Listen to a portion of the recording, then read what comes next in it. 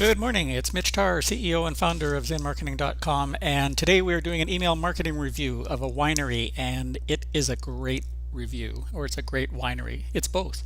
So you're in for a treat today. Sit back, get your pen and paper handy to make some notes because there's some really good stuff in here. And I will just dive right into it. We do reviews like this every week. We generally don't know the company that we're reviewing. We're looking at it from the outside in, so we also draw some assumptions, but quite often we can learn a few things by looking at how other people are applying email marketing strategies and tactics, and we can demonstrate ways to definitely make improvements, and you can learn from our observations and our recommendations. So let's jump right in.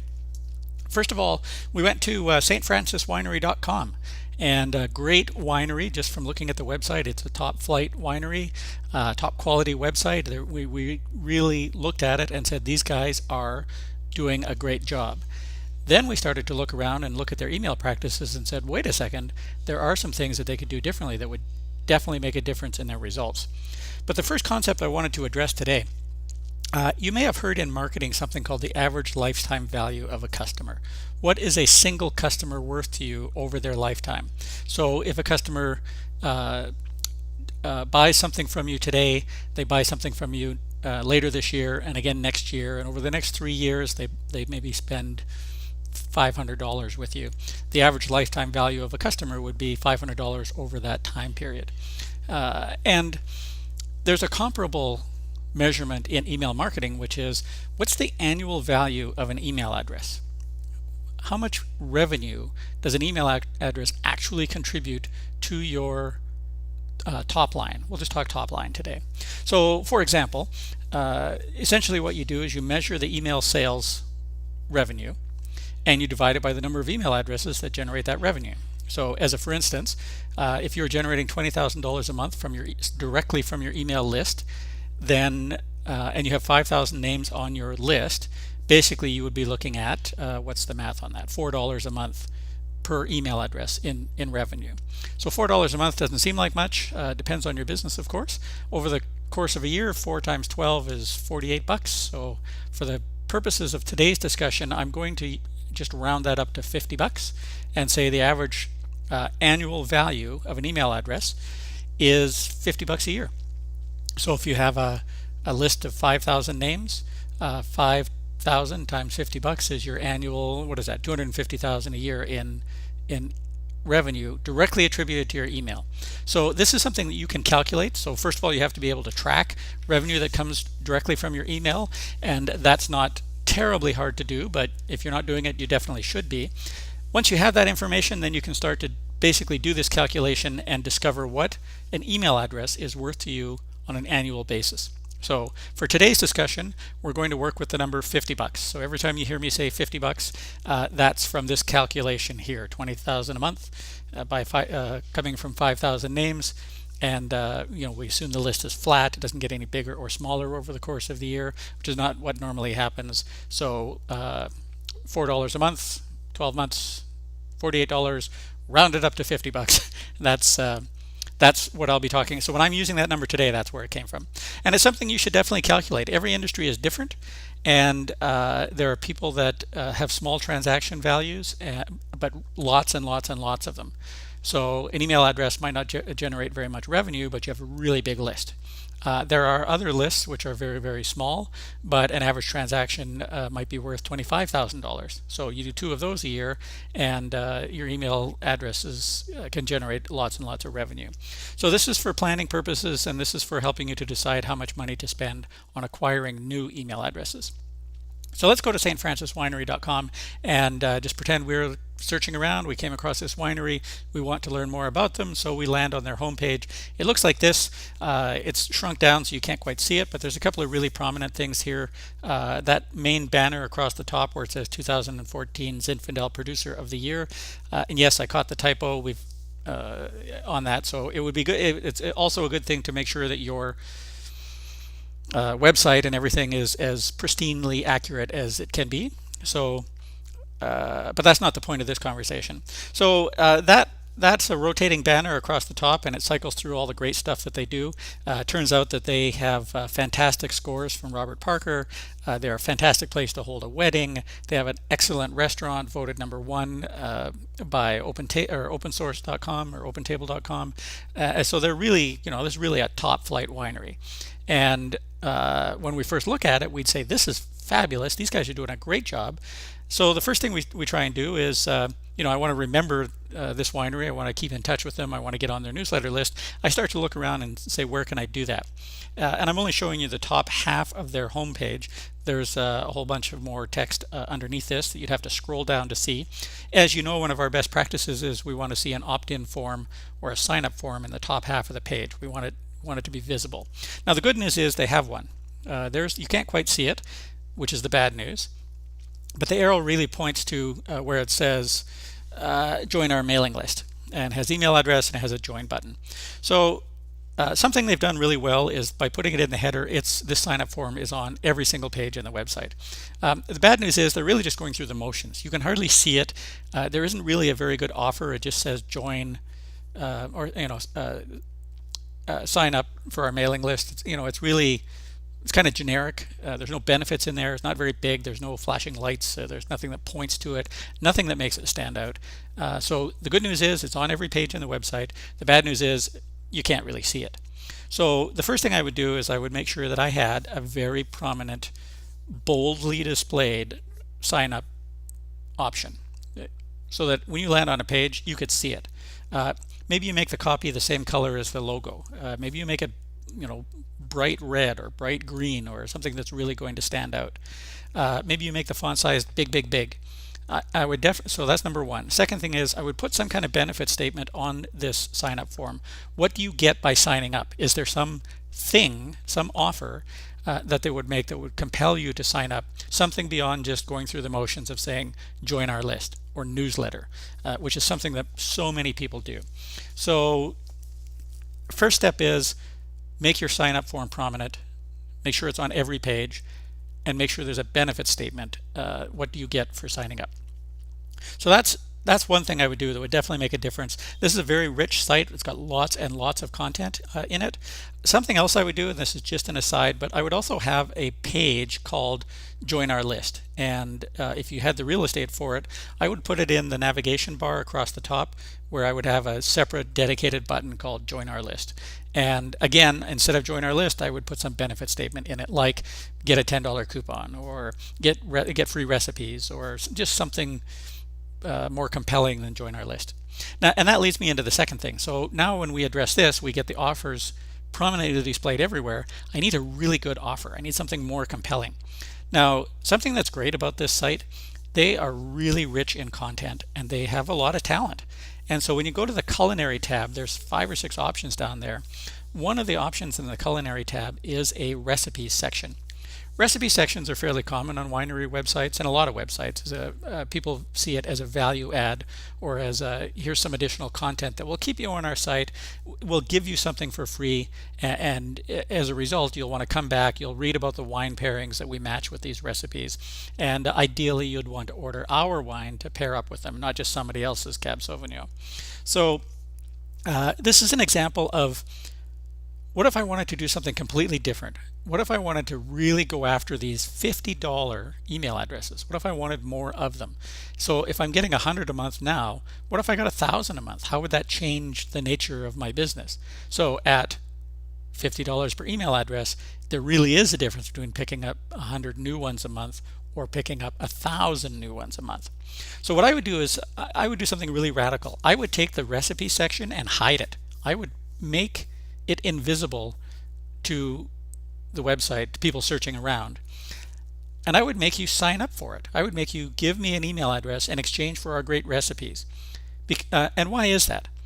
If people perceive it to be valuable, it'll be valuable. If I give it to you for free, it's not perceived as valuable. If I make you sign up for it and leave an email address, it's going to have some perception of value, especially if I sell it a little bit. Why are these recipes particularly good? Well, #1 rated restaurant in the country. I would say that the chef behind that is doing a pretty good job, and I would want to get my hands on those recipes, because when I make them at home and I pair them with the wine, I can say, you know, this recipe, did you like it? People will love it. And when they say that, yeah, it's from the #1 chef in the country at the St. Francis winery. And if you have the St. Francis wine at the table at the same time, you have a fantastic story to tell. But you have to make the recipes valuable, and you make them valuable by making people have to submit an email address to get them.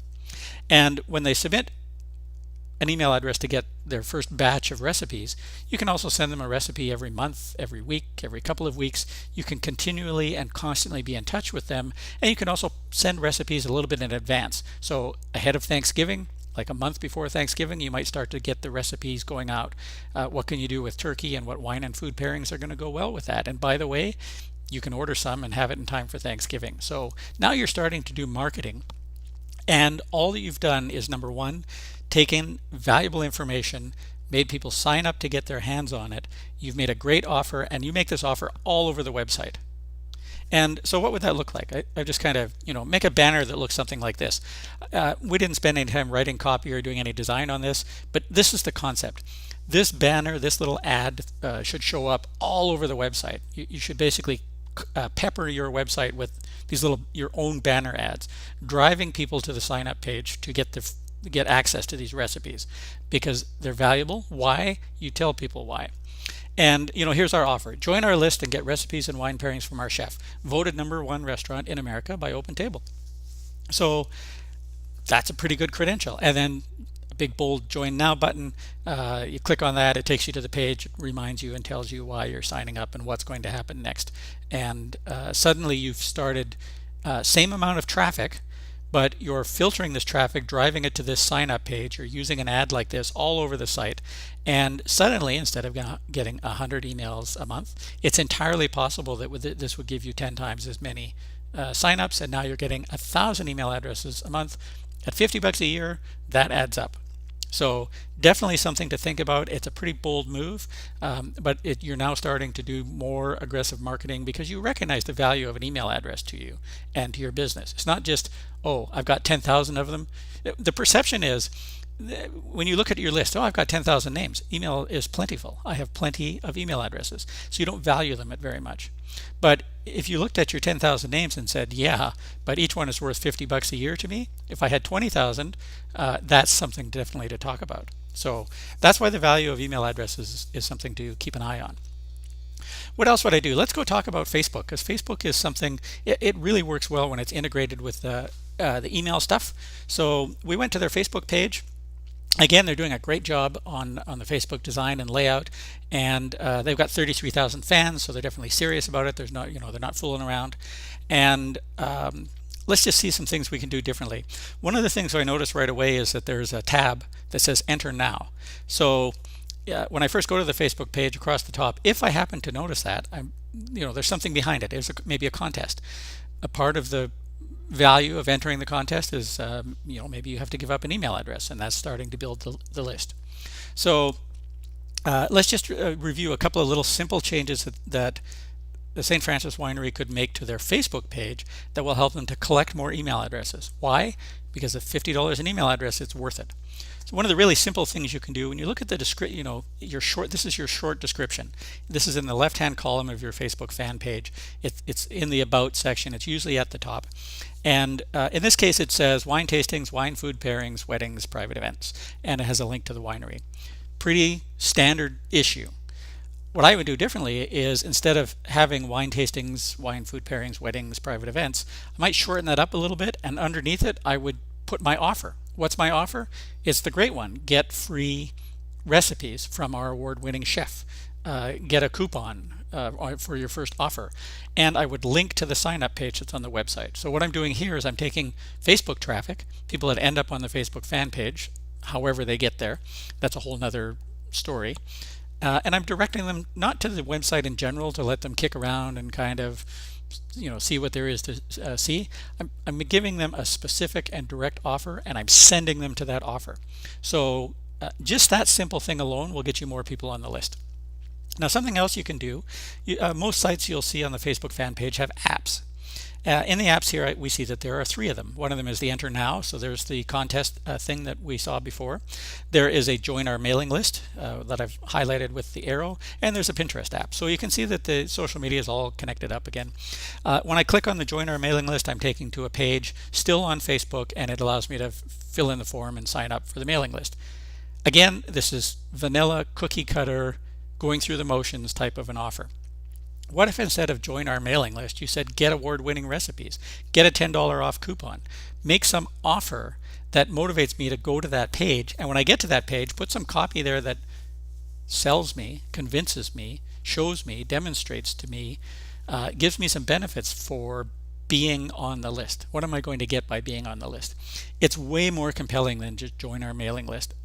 These days, join our newsletter, join our mailing list, sign up here are almost invisible to people because you see them in a lot of places. They're not very compelling. They don't catch your attention. They don't tell you what you're going to get by signing up.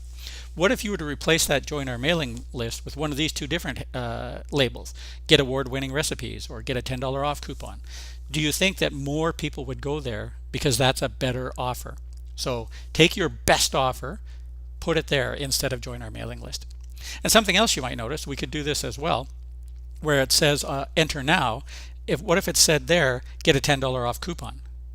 How many more people would click on it than if it wasn't there? Or how many more people would click on it if it said, get our award-winning recipes? So just think about this. When you get a great offer, put your offer not only on your own website, put it on your complementary surrounding sites and social media and other places. Make sure your offer is out there. And if it's a great offer and it's proven to convert, there's absolutely nothing wrong with spending some money to advertise that offer. And you can advertise it on Google pay-per-click. You can advertise it on Bing pay-per-click. You can advertise it within Facebook paid advertising. There's lots of places to do paid advertising. When you know the value of your email address, you know how much to spend before it becomes unprofitable. So you can make a determination. I'm willing to spend $5 to get $50 in revenue. I'm willing to spend $10 to get $50 in revenue. I'm willing to spend $1 to get $50 in revenue per email address. But at least you know that number and you're making a good solid business decision what your return on investment is. And if I told you that you could get a $50 in revenue for $1, how many dollars would you spend to do that? Would you do that all day long, as much and as often as you could? Or would you say, well, I don't know, my margins are flat. That $50 in revenue is not going to help me very much. I don't want it. I mean, you might not want to spend $1 on it. But on the other side of the coin, you might want to spend as many dollars as you could to get as many of those $50 email addresses as possible. So here's what you can turn and take away from this case study. We really liked it once we got into it. We thought it was a fantastic example to show you to know the value of your email addresses, the average email revenue per year. Make a prominent offer all over the site. Make sure it can be seen. Make sure it's on every page. Make sure it's got a dedicated page. And make a valuable offer. Give people a good reason to join your list. Give at least a better reason than join our list. Sign up for our newsletter. Those things just don't cut it anymore. And finally, get Facebook working for you. Get your email sign up processes embedded in Facebook. If you've got lots of traffic, and here's a tip. If you've got lots of likes, shares, and comments on your Facebook page, you can take your offer and put it right in your news stream. And put it in there every day. Put it in there a couple of days. Make 2 posts and one newsletter sign up offer. If you've got lots of activity going on and call it engagement on your Facebook page, this will work great. So this is in addition to those little things that we talked about. If you don't have any action going on your Facebook page, you can put these offers in all day long and nothing's going to happen. So this really depends on how your Facebook fan page is doing. But make sure you get your email offers out there. Get them out there. If it's a good offer and you know what it's worth to you, you have your ROI calculated, you're way ahead of 90% of the people out there that are doing marketing on with their emails and on social media. So hopefully that was helpful to you. Like I said, we had a lot of fun with that. zinmarketing.com/help is where you go to learn more about how we help organizations do their email marketing more effectively. If you want to learn how to do it yourself, we built a great training program for you at nospamemailmarketing.com. Have a great one, and we will talk to you next time.